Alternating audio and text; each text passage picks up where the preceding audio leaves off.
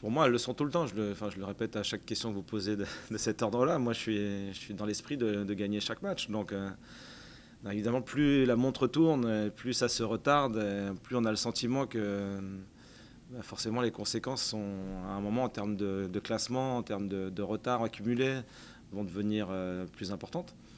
Mais moi, je suis dans un état d'esprit du quotidien et de faire du mieux possible à chaque fois et d'aller chercher la victoire dès qu'un match se présente. Oui, tout à fait. Donc, ça dit qu'on est capable de bien s'exprimer.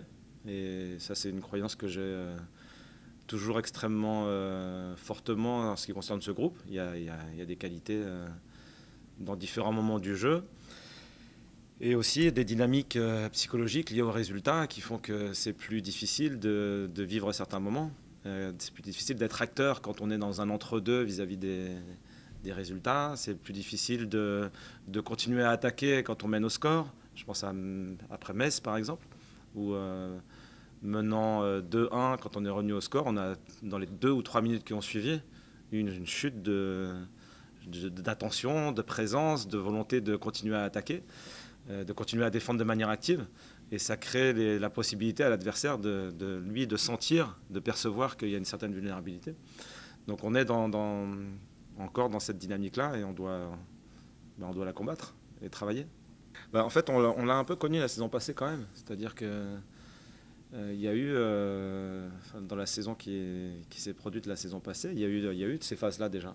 C'est-à-dire un très gros démarrage. Ensuite, il y a eu une phase un peu neutre, un gros trou. Et ensuite, on a redémarré sur la toute fin de saison.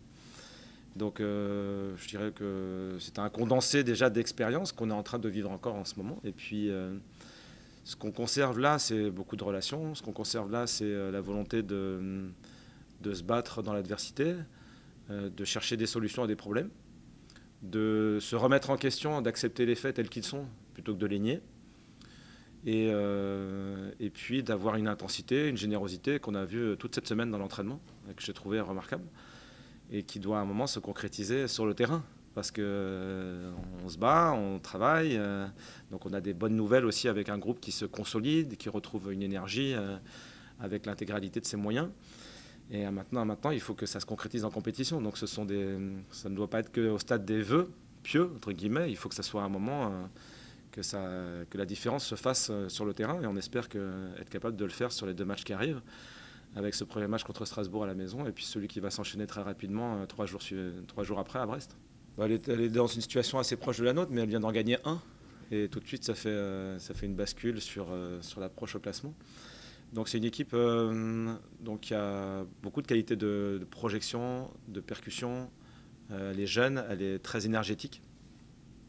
Elle peut être très agressive à la perte et agressive aussi pour se projeter. Donc il y a à la fois de la jeunesse, beaucoup d'insouciance, et puis aussi quelques touches d'expérience, comme un certain Kevin Gamero par exemple, qui est capable d'apporter de la justesse sur la dernière passe, des positions derrière la ligne de milieu, pour être touché et ensuite être capable de créer le dernier déséquilibre.